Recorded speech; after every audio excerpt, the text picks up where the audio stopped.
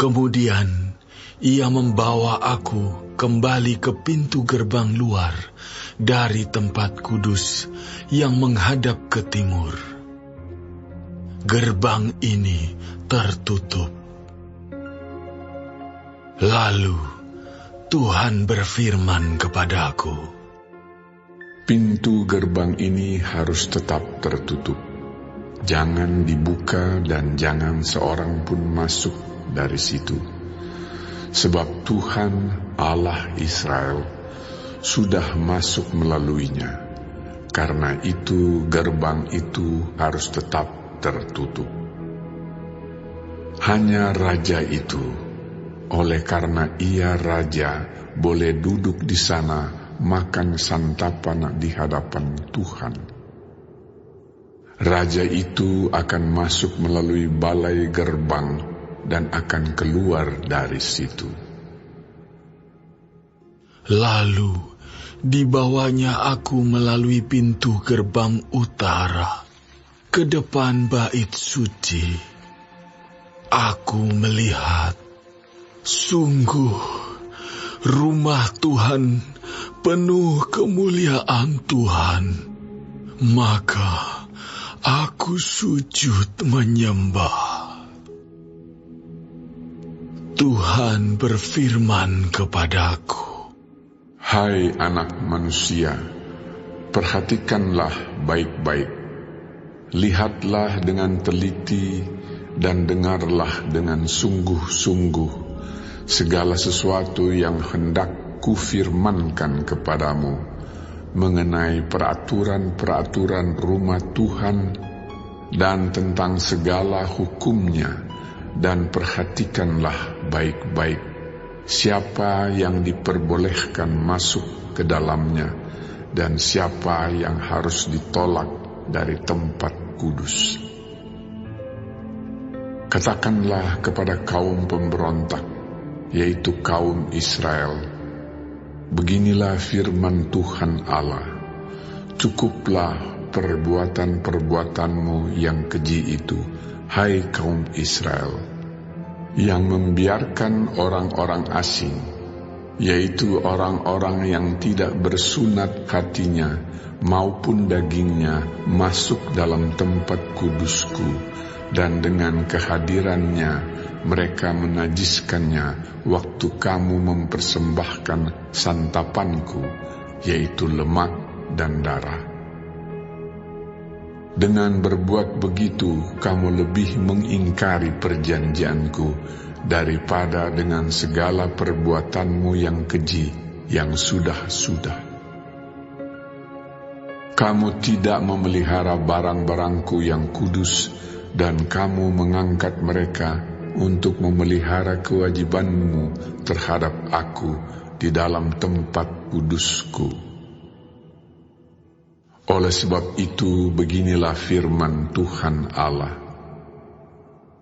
Tidak seorang pun dari orang-orang asing yang hatinya dan dagingnya tidak bersunat boleh masuk dalam tempat kudusku. Ya, setiap orang asing yang ada di tengah-tengah orang Israel. Tetapi orang-orang Lewi yang menjauh daripadaku waktu Israel sesat daripadaku dengan mengikuti berhala-berhala mereka, akan menanggung hukumannya. Di dalam tempat kudusku, merekalah yang mendapat tugas penjagaan di pintu-pintu gerbang bait suci dan tugas pelayanan di dalam bait suci. Merekalah yang menyembelih korban bakaran dan korban sembelihan bagi bangsa itu, dan bertugas bagi bangsa itu untuk melayaninya. Oleh karena mereka telah melayani bangsa itu di hadapan berhala-berhala mereka, dan mereka bagi kaum Israel telah menjadi batu sandungan yang menjatuhkannya ke dalam kesalahan. Oleh karena itu, aku bersumpah mengenai mereka. Demikianlah firman Tuhan Allah, bahwa mereka akan menanggung hukumannya sendiri. Mereka tidak akan mendekati aku untuk melaksanakan tugas imam di hadapanku, ataupun mendekati segala barangku yang kudus atau persembahan-persembahan maha kudus. Mereka akan menanggung nodanya yang timbul karena perbuatan-perbuatan mereka yang keji. Aku menetapkan mereka untuk bertugas di bait suci dan melakukan segala pelayanan yang berhubungan dengan itu dan melakukan segala sesuatu yang perlu di situ. Tetapi mengenai imam-imam orang Lewi dari Bani Zadok yang menjalankan tugas-tugas di tempat kudusku waktu orang Israel sesat daripadaku, merekalah yang akan mendekat kepadaku untuk menyelenggarakan kebaktian dan bertugas di hadapanku untuk mempersembahkan kepadaku lemak dan darah. Demikianlah firman Tuhan Allah.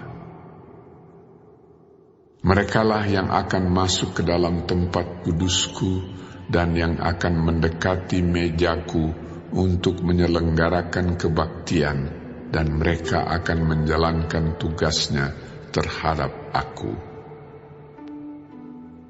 Maka kalau mereka hendak masuk dari pintu-pintu gerbang pelataran dalam, mereka harus mengenakan pakaian lenan. Mereka tidak boleh memakai pakaian bulu domba waktu mereka bertugas di pintu-pintu gerbang pelataran dalam atau waktu menyelenggarakan kebaktian dalam bait suci.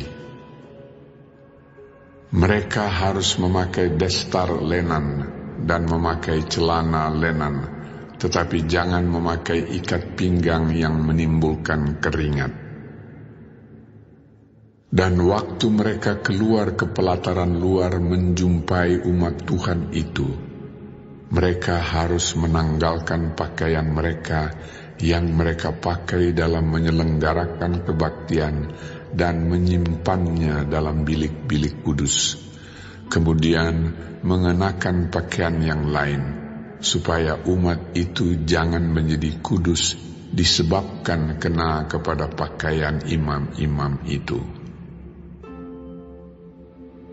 Rambut mereka tidak boleh dicukur atau dibiarkan tumbuh panjang, melainkan harus dipotong pendek.